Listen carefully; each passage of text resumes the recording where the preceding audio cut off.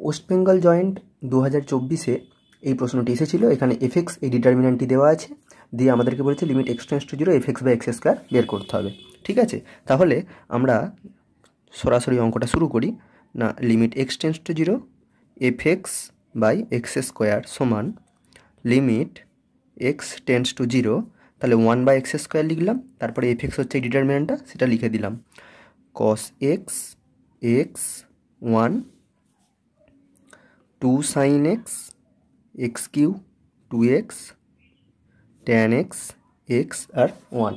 ওকে, এবার দেখো আমাদের এখানে কি আছে, 1/x স্কোয়ার আছে, তাই তো। এবার ডিটারমিনেন্টের ক্ষেত্রে আমরা কি জানি যে যদি আমরা কোনো কিছুকে গুণ করতে চাই ডিটারমিনেন্টে, তাহলে সেটা হয় একটা রোতে গুণ হবে, নতুবা একটা কলামে গুণ হবে। ঠিক আছে, তো লিমিট এক্স টেন্ডস টু 0, আমি একটা 1/x স্কোয়ার মানে কি 1/x ইন্টু 1/x, তো এই রোতে একটা 1/x গুণ করব আর এই কলামে একটা 1/x গুণ করব।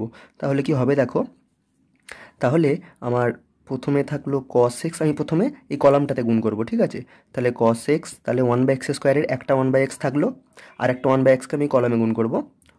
তাহলে এই কলামটা যেমন আছে লিখলাম, এবার এই কলামকে 1/x দিয়ে গুণ করে দিলে এটা হয়ে যাবে 1, এটা হয়ে যাবে এক্স স্কোয়ার, এটা হয়ে যাবে 1, তারপরে 1 2x আর 1। ঠিক আছে, আচ্ছা এবারে এই যে আর একটা 1/x আছে, সেটাকে এই রোটাতে গুণ করে দেবো। ঠিক আছে, তাহলে লিমিট এক্স টেন্ডস টু 0, ডিটারমিনেন্টে চিহ্ন দিলাম, তাহলে প্রথম রোটা যেমন আছে রাখলাম, দ্বিতীয় রোটে 1/x দিয়ে গুণ করে দেবো, তাহলে হয়ে যাবে 2 sin x by x, x স্কোয়ারকে 1/x দিয়ে গুণ করলে একটা এক্স পড়ে থাকবে, 2xকে 1/x দিয়ে গুণ করলে 2 পড়ে থাকবে, তারপরে থাকলো tan x 1 আর 1।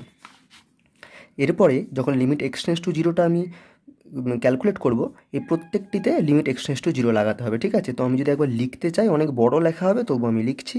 তো এটাই অ্যাকচুয়ালি এইভাবে হবে, limit x tends to 0 cos x, limit x tends to 0 1, limit x tends to 0 1, অর্থাৎ ডিটারমিনেন্টের প্রত্যেকটি পদে আমাকে আলাদা আলাদা করে লিমিট ক্যালকুলেট করতে হবে। ঠিক আছে, তো limit x tends to 0 2 sin x by x, limit x tends to 0 x, limit x tends to 0 2, limit x tends to 0 tan xটাকে আমি ভেঙে লিখছি sin x by cos x, তারপরে লিমিট এক্স টেন্ডস টু 0 1 আর limit x tends to 0 1। এবার লিমিটগুলো বসিয়ে দেবো। দেখো cos x, এক্সের জায়গায় 0 বসালে cos 0, এটা হয়ে যাবে 1, লিমিট এক্স টেন্ডস টু 0 1 1ই থাকবে, এখানে কোনো এক্সই নেই, এই পদেও কোনো এক্স নেই, তাই ওটা 1ই থাকলো।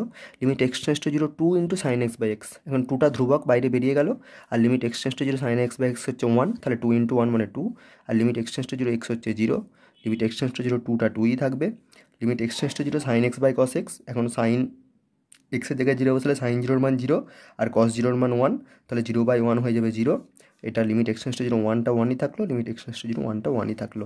এবার আমি ডিটারমিনেন্টটা ক্যালকুলেট করব। তাহলে প্রথম কলাম সাপেক্ষে যদি বিস্তৃত করি, তাহলে 1 into 0 minus 2 minus 2 into 1 minus মানে 1 মাইনাস 1, তাহলে উত্তর হয়ে যাচ্ছে -2। তো ক্যালকুলেশন করে আমরা -2 পেলাম, যেটা দেখো অপশন বিতে আছে, এটাই হচ্ছে কারেক্ট অ্যান্সার।